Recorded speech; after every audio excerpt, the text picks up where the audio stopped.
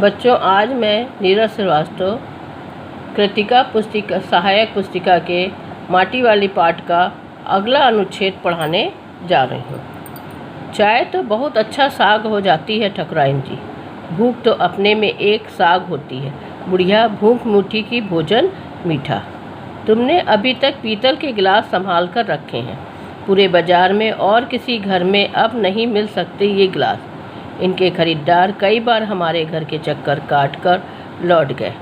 पुरखों की गाढ़ी कमाई से हासिल की गई चीज़ों को हराम के भाव बेचने को मेरा दिल गवाही नहीं देता। हमें क्या मालूम कैसी तंगी के दिनों में अपनी जीभ पर कोई स्वादिष्ट चटपटी चीज़ रखने के बजाय मन महसूस कर दो दो पैसे जमा करते रहने के बाद खरीदी होगी। उन्होंने ये तमाम चीज़ें जिनकी हमारे लोगों को नज़रों में अब कोई कीमत नहीं रह गई है। बाज़ार में जाकर पीतल का भाव पूछो जरा, दाम सुनकर दिमाग चकराने लगता है। और ये व्यापारी हमारे घरों से हराम के भाव इकट्ठा कर ले जाते हैं। तमाम बर्तन फाड़े, कांसे के बर्तन भी गायब हो गए हैं अब घरों से। इतनी लंबी बात नहीं सोचते बाकी लोग। अब जिस घर में जाओ वहाँ या तो स्टील के भांडे दिखाई देते हैं या फिर कांच और चीनी मिट्टी के। लेखक यहाँ पर मैंने पहले भी आप लोग को बताया था कि जब मालकिन ने उसे पीतल के गिलास में चाय दी तो वो कहने लगी कि ये पीतल के गिलास में चाय आपने संभाल कर पीतल के गिलास रखे हैं, इसलिए आपने मुझे चाय दी। आजकल किसी के घर में इस तरह के बर्तन नहीं मिलते हैं। ये बर्तनों को लेकर हुआ। उससे पहले भी लेखक ने भूख के बारे में बताते हुए कहा है कि भूख मीठी की भोजन मीठा, अर्थात जब व्यक्ति भूखा होता है तो उसे कैसा भी सूखी रोटी भी मीठी लगती है, किंतु अगर पेट भरा हुआ हो तो रसगुल्ले भी मीठे नहीं नजर आते। मतलब भूख आवश्यक है, भूख मीठी होती है, भोजन मीठा नहीं होता है। दूसरे पैराग्राफ में उन्होंने क्या बर्तनों के बारे में बताया है कि पुरखों की जो खरीदी हुई चीज़ें होती थी वो आज के ज़माने में उनका कोई मूल्य नहीं रह गया है। आजकल के लोग सब आधुनिक चीज़ें खरीदना चाहते हैं, पुरखों की चीज़ें समेटना नहीं चाहते। किंतु मालकिन ने पुरखों के पीतल के गिलास को संभाल कर रखा था और उन्होंने कहा कि इन चीज़ों को लोग मिट्टी के भाव बेच देते हैं, किंतु पता नहीं कितने मुश्किल से उन्होंने अपनी गृहस्थी संभाली होगी। छोटी छोटी चीज़ों को से अपना गुजारा किया होगा और इन चीज़ों को ख़रीदा, दो दो पैसे जोड़ करके इन चीज़ों को ख़रीदा होगा, जिसकी आज के लोगों की नज़रों में कोई कीमत लेकिन नहीं। लेकिन मैं तो पुरानी चीज़ों को नहीं बेच सकती, क्योंकि ये जो कबाड़ी होते हैं वो बिल्कुल ऐसे मिट्टी भाव ले जाते हैं, मतलब उनका कोई मूल्य नहीं लगाते हैं और लोग बेच जाते। इस तरह से मालकिन के मन में पुरखों के प्रति सम्मान की भावना प्रकट हो रही मालकिन के मन से। और जबकि बाटी वाली कह रही है कि इतनी बात लोग आजकल नहीं सोचते हैं। अब किसी घर में जाओ वहाँ स्टील के ही भांडे बने बर्तन ही दिखाए जाते, फिर कांच और चीनी मिट्टी के जो आजकल के। अब तो प्लास्टिक के बर्तन भी तैयार हो गए हैं, इसलिए अब लोग प्लास्टिक के बर्तनों में भी काम चलाने लगे हैं। नॉन स्टिक और पता नहीं क्या क्या तरह तरह के बर्तन हो रहे हैं। अपनी चीज़ का मोह बहुत बुरा होता है।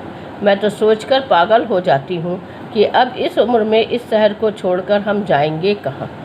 अब मालकिन ने यहाँ पर अपनी मोह प्रकट किया है कि जो व्यक्ति जहाँ रहता है उसे बहुत मोह हो जाता है, वो उस स्थान को छोड़कर दूसरी जगह नहीं जाना, तो उसको एक एक चीज़ से मोह होता है, स्थान से, सामान से, सबसे।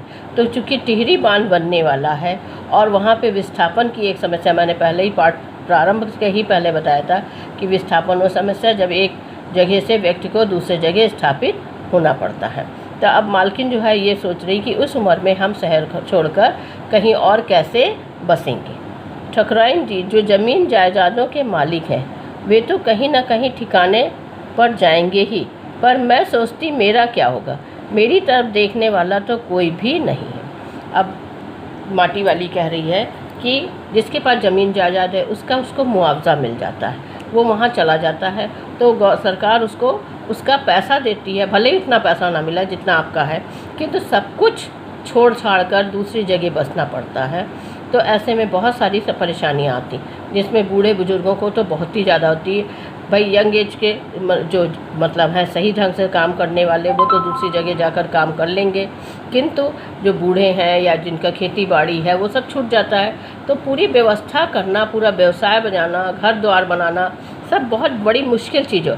किंतु ऐसे में जिसके पास ज़मीन जायदाद, उसको तो सरकार कुछ दे देती, मुआवजा देती, मगर जिनके पास कुछ नहीं है, जैसे माटी वाली, उसके पास कुछ भी नहीं है, तो ऐसे में माटी वाली सोचती कि मेरी तरफ तो देखने वाला कोई नहीं, मतलब मेरा तो कोई भी नहीं, मैं कैसे दूसरी जगह जाकर बसूँगी। चाय ख़त्म कर माटी वाली ने एक हाथ में कपड़ा उठाया, दूसरे में खाली कंटर, और खोली से बाहर निकल सामने के घर में चली गई। अब मालकिन के घर से वो दूसरे के घर में चली गई।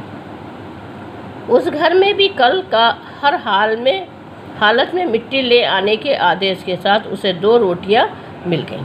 अब वहाँ पर भी गई तो वहाँ पर भी वहाँ की मालकिन ने भी उसे कहा कि कल मिट्टी हर हाल में ला देना, और उसे 2 रोटियां दे दी।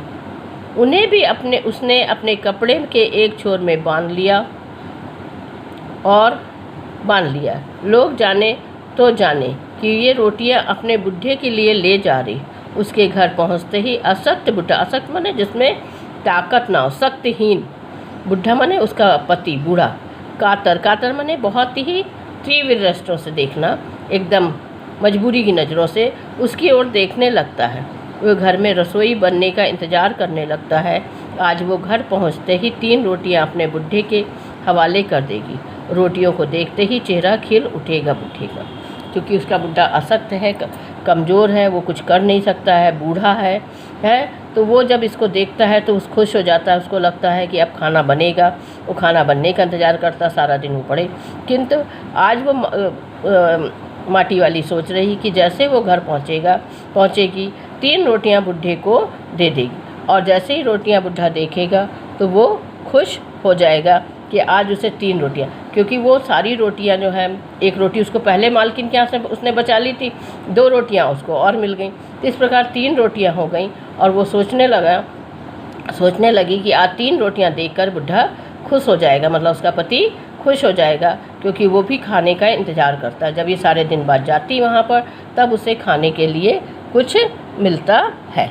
ऐसे में जो है ये 3 रोटियां दे करके बोली, साथ में ऐसा भी बोल देगी, साग तो कुछ है नहीं अभी, मतलब खाली रोटियां हैं, सूखी सब्जी नहीं है, जिसको साग का मतलब सब्जी नहीं है। और वो 3 रोटियां देखते ही बुढ़ा बहुत खुश हो जाएगा, क्योंकि उसे खाने को तुरंत मिल जाएगा। ऐसे तो जब ये जाती थी तो फिर बनाती थी, तब उसको खाने को मिलता था, किंतु अब उसे तुरंत खाने को मिल जाएगा।